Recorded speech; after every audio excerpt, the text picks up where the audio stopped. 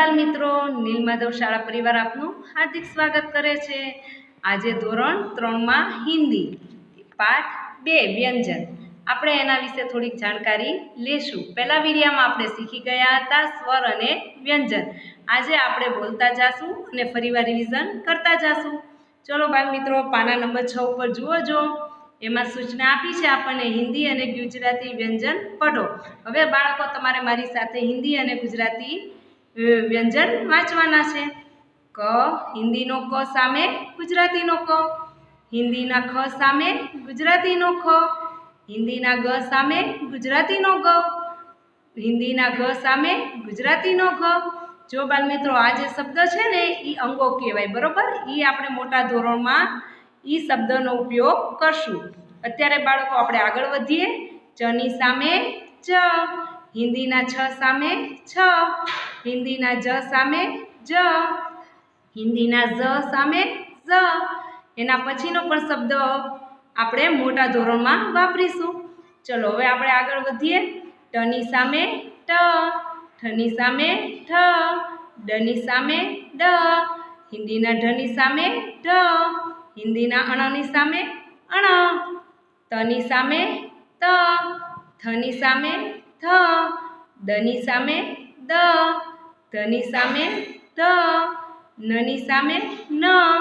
એ જ રીતના આગળ પની સામે પ, ફની સામે ફ, હિન્દીના બની સામે બ, હિન્દીના ભની સામે ભ, હિન્દીના મની સામે મ, યની સામે ય, રની સામે ર, લની સામે લ, વની સામે વ, શની સામે સ, સની સામે સ, સની સામે સ, હની સામે હ, ક્ષની સામે ક્ષ, ત્રની સામે ત્ર, જ્ઞની સામે જ્ઞ અને સ્રની સામે સ્ર। આ જ રીતના આપણે હિન્દીનો કોકો વાંચવાનો છે અને ઘરકામની બુકમાં લખજો સારા અક્ષરે। ચલો એની પછી સાચા વ્યંજન વાંચીને તેની સામે ખરાની નિશાની કરવાની, એટલે આપણે રાઉન્ડ પણ કરી શકીએ। જો હવે આપણને વ્યંજન આપેલા છે, ય આપેલો છે। હવે આપણે 4 શબ્દમાં જોશું ય ક્યાં છે, છેલ્લા છે એની ઉપર આપણે રાઉન્ડ કરશું। એની પછી ગ આપેલો છે, હવે ક્યાં છે, આવી ગયો ત્રીજી લાઈનમાં, એટલે આપણે એની ઉપર ગોળ મીંડું કરશું। પછી ફ આપેલો છે, એટલે જોશું કઈ લાઈનમાં છે, ત્રીજી લાઈનમાં, આપણે એની સામે રાઉન્ડ કરશું। પછી પ આપેલો છે, હવે પ ક્યાં છે, બીજી લાઈનમાં, એની સામે આપણે ખરાની નિશાની કરશું અને રાઉન્ડ પણ થશે।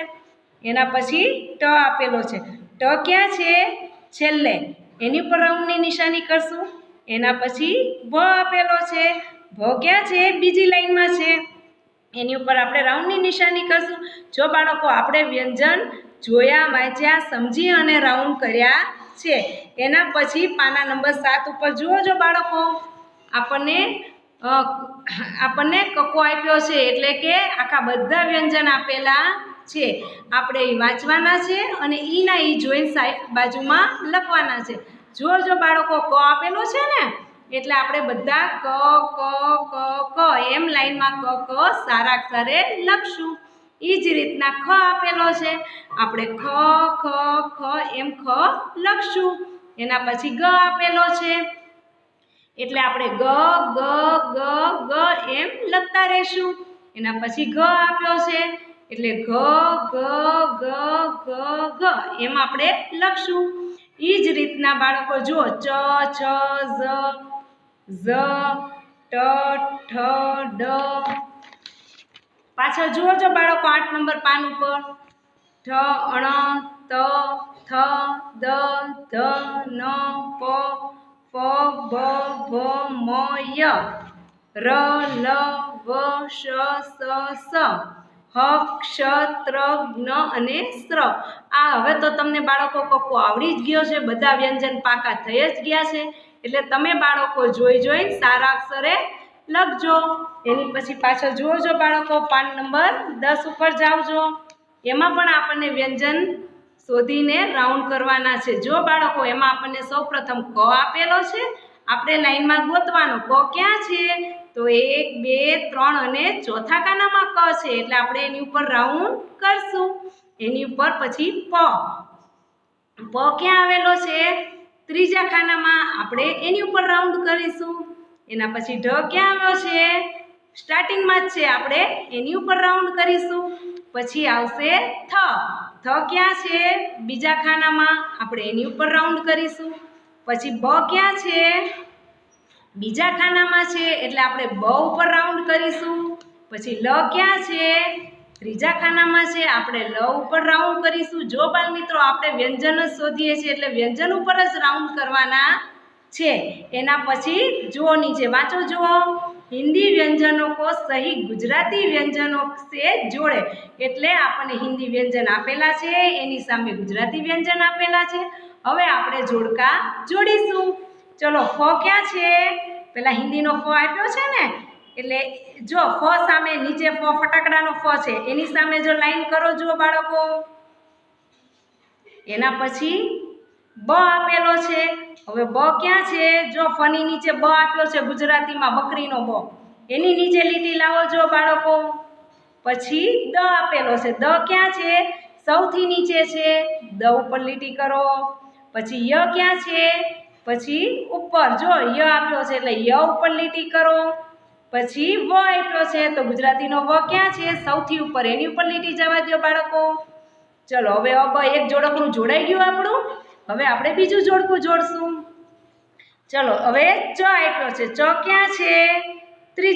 ત્રીજામાં, તો આપણે એની ઉપર લીટી જવા દેશું. પછી ક્ષ ક્યાં છે? સૌથી નીચે, એની ઉપર લીટી જવા દો ગુજરાતીમાં. પછી ઠ ક્યાં છે? સૌથી ઉપર, એની ઉપર લીટી કરો. પછી ભ ક્યાં છે? નીચેથી બીજું છે અને ઉપરથી બીજું છે, બરોબર ને બાળકો? એટલે એની ઉપર ભ ઉપર લીટી જવા દો. પછી મ ક્યાં છે? આઈ રહ્યો મ, એની ઉપર લીટી કરો. ચલો બાળ મિત્રો, હવે બીજું જોડકણું પણ પૂરું થયું. હવે આપણે ત્રીજું શરૂ કરીએ છીએ ને. ચલો, આ તમે કરો, જુઓ તમને આવડે છે કે નહીં હું જુઓ. ચલો બાળકો, હવે પાછો ઢ ઉપર લીટી કરવાની છે ને. હા, એ ક્યાં છે? આઈ રહ્યો, એની ઉપર લીટી કરો. પછી ધ ઉપર લીટી કરો.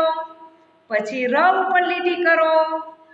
પછી ત્ર ઉપર લીટી કરો અને પછી છેલ્લે ક્ષ ઉપર લીટી કરવાની છે.